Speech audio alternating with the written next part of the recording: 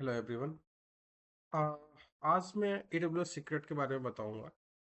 और इसे स्टार्ट करने से पहले मैंने कुछ वीडियोस भी डाला था यूजर्स के रिक्वेस्ट पे। उन्होंने बताया था कि एक्सेस की जो बनाते हैं बकेट पे और सीक्रेट की वो एक्सपोज नहीं करना चाहते हैं, तो कैसे होगा? तो वो भी पॉसिबल है।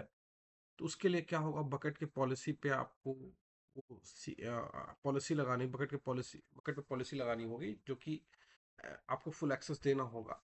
जनरली IAM एक्सेस आप जाओगे तो वहाँ पर आप पॉलिसी लगा सकते हो उस पार्टिकुलर बकेट लेवल पे।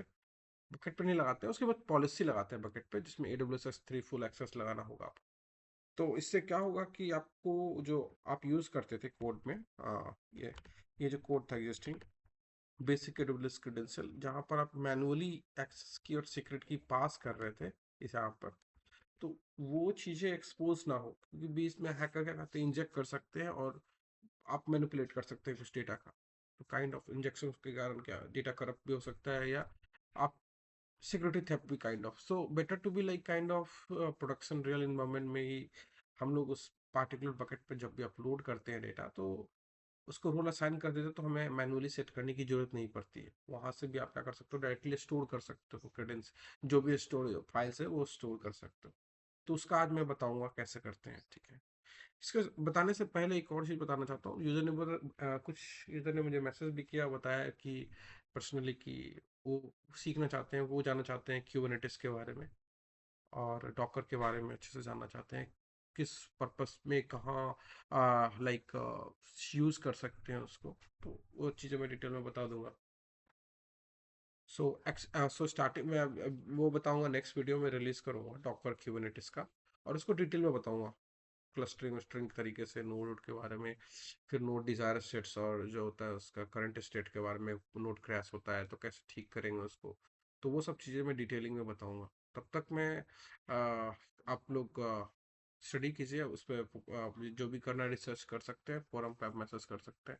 ये ये चैनल पे मैं कुछ भी पोस्ट कर रहा हूँ, लाइक शेयर सब्सक्रिप्शन के लिए नहीं कर रहा हूँ, बट लाइक काइंड ऑफ कि अगर आपका नॉलेज कहीं पर अधूरा है तो आप मुझे डेफिनेटली बताएं, और मैं भी अगर कुछ लगता है कुछ गलती है मेरे को, अगर आपको लगता है कुछ कोड कन्फिग्रेशन और कुछ आंसर्स देने में गलती हो रही है, तो मुझे आप फोरम पे मैसेज कर सकते हो डेफिनेटली। ये काइंड ऑफ फोरम ओपन है सभी के लिए। तो एक कन्वेंशनल है, मुझे बस फोकस करने के लिए आप चैनल बना रहा हूँ। तो ऐसा friendly you can just like आप जुड़ सकते हो, और ऐसे डेवलपर फोरम यू कैन आप जुड़ सकते हो, और आप एक्सपर्ट हो सकते हैं इसमें। ठीक है, तो let it be start now. मैं अभी क्या करूँगा, क्या कोड में चेंजेस करना है अभी AWS सीक्रेट कॉन्फ़िग में, और कुछ इसके सारे क्या क्या फंक्शंस हैं, वो सारे फंक्शंस को मैं बताऊंगा। तो लेट स्टार्ट नाउ। तो सबसे पहले हम क्या करेंगे, आप YAML फाइल जो देख रहे हो वहाँ से आप एक्सेस की जरूरत ही नहीं है, मैं हटा दिया था ऑलरेडी। ये रियल नहीं है क्योंकि एक्सपोज भी नहीं करना चाहता हूँ, तो वो मैंने हटा दिया। आप पहले वीडियो में देख सकते हो, फर्स्ट वाले वीडियोस में। अब मैंने सिर्फ रीजन रखा है यहाँ पर, ठीक है, और फाइल के अपलोडिंग की साइज भी रखी है। आप जाओ आप S3 कॉन्फ़िग में। अभी मैं क्या कर रहा हूँ, इसकी मुझे कोई ज़रूरत नहीं, ठीक है, मैं हटा दिया हूँ इसको, और इसकी मुझे कोई ज़रूरत नहीं, मैन्युअली पासवर्ड की ज़रूरत नहीं। तो आपको लगेगा कि इसको करने के बाद आप कैसे स्टोर कर पाओगे, क्योंकि उसकी तो ज़रूरत पड़ने वाली है, करेक्ट। बिना एक्सेस की और सिक्रेट की के कैसे करोगे? आप सर्च कर लो तो आप सर्च करो, रिसर्च करो उस पर, आपको पता चलेगा उसमें IAM एक्सेस का रूल देना पड़ता है बकेट में, ठीक है। तो अभी मैं इसको रन कराता हूँ।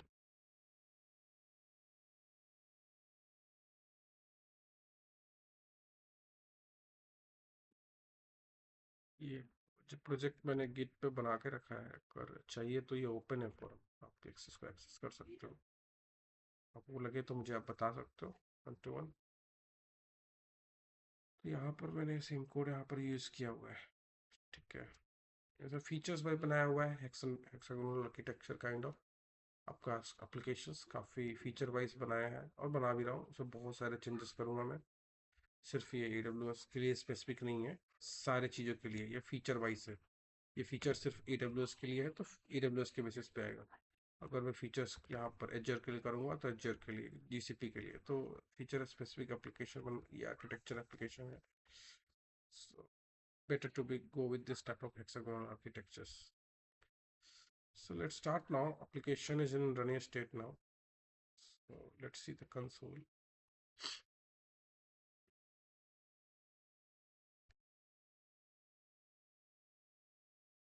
One second.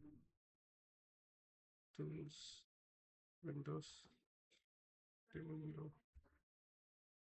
tools, comment, run हो जाना.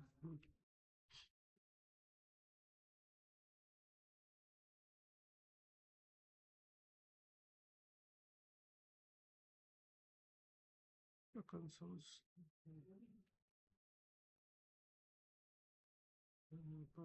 कंसोल्स ओपन करने के लिए टूल्स में कंसोल्स ओपन करने के लिए किट विंडोज इंटरनेट लैब्स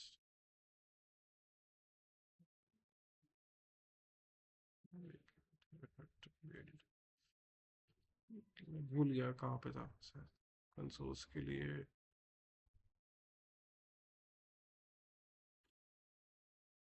ठीक है, बाद में देखते होंगे. ऐसा शायद मैं भूल गया हूँ कहीं पर होगा इंटरजेल में. इसी में तो देख लेना. ठीक है, तब तक मैं क्या करता हूँ, इसको मैं रन कराता हूँ अभी. तो अब ए डब्ल्यू एस कंसोल पे जाओगे आप. ए डब्ल्यू एस कंसोल में जाने का मैं बकेट चेक करता हूँ, जिस बकेट पे मुझे स्टोर करना है. उस डेटा को अगर मैं क्लीन करना चाहूँ तो कर सकता हूँ.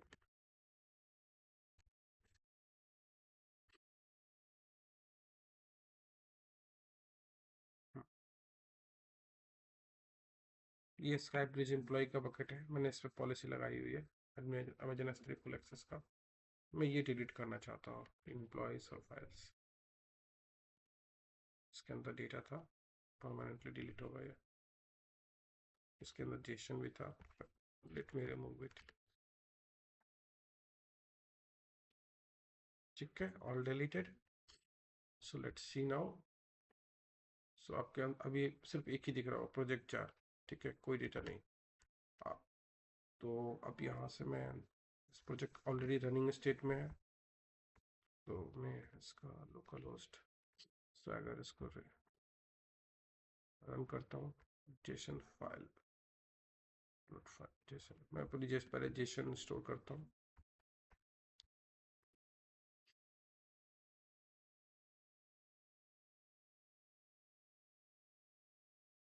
ठीक है, ये स्टोर हुआ है. एम्प्लॉय अपलोड सक्सेसफुली विद की एम्प्लॉय.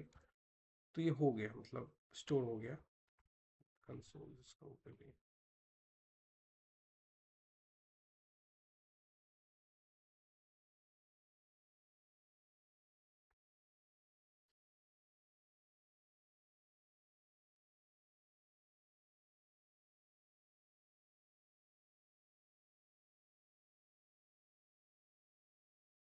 गायब हो गया.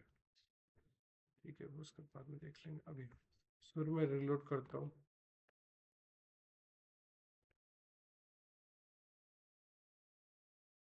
हम्म, तो ये भी देखिए आपका एम्प्लॉयज के अंदर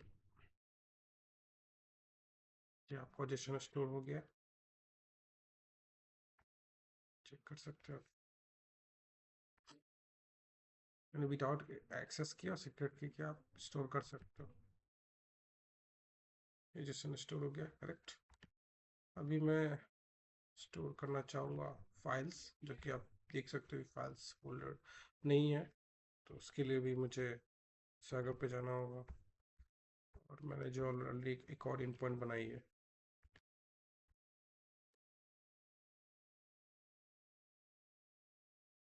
CSV फाइल ले लिया मैंने. स्टोर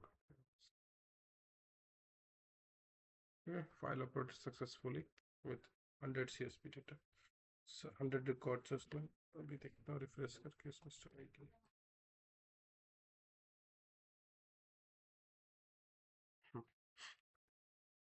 तो ये आपका फाइल्स भी आगे स्टोर हो गया. तो इस तरह से इंफॉर्मेशन आप स्टोर कर सकते हो.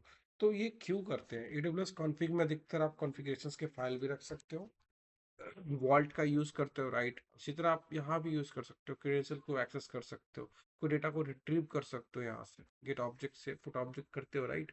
S3 I mean AWS object के थ्रू पुट ऑब्जेक्ट करते हो तो यहाँ स्टोर होता है. गेट ऑब्जेक्ट पिक कर करके की एक्सेस कर सकते हो. कोई पार्टिकुलर आपके कीज वैल्यू स्टोर करना है तो AWS देता है फैसिलिटी। अब वहां से आप सीक्रेट कॉन्फ़िग, जो एडब्ल्यूएस सीक्रेट कॉन्फ़िग है, वहां से आप सीक्रेट एक्सेस भी कर सकते हो गेट ऑब्जेक्ट के थ्रू। तो ये पॉसिबिलिटी जो आप वॉल्ट में यूज करते हो, हैसिबो जो यूज करते हो, वो सेम यहाँ भी यूज कर सकते हो। ओके, इसमें एक रिकमेंडेड भी है, प्रोडक्शन इन्वायरमेंट में ये रिकमेंडेड होता है। ठीक है, अभी कोड के थ्रू जो मैंने बताया था आपको, देखिए इसमें मैंने सब हटा दिया था मैनुअली जो भी है। और भी कुछ फंक्शंस जैसे आप यूज़ कर सकते हो, जैसे कि अगर मैं बात करूँ विथ रीजन के लिए, तो रीजन स्पेसिफिक आप यूज करो, जो मैं बताया ऑलरेडी यूज़ कर रहे हो। तो यूज़र इंडिया में है, यूएस में है, इंडिया में जनरली ऐप साउथ है, यूएस ईस्ट है, या कुछ जो भी है।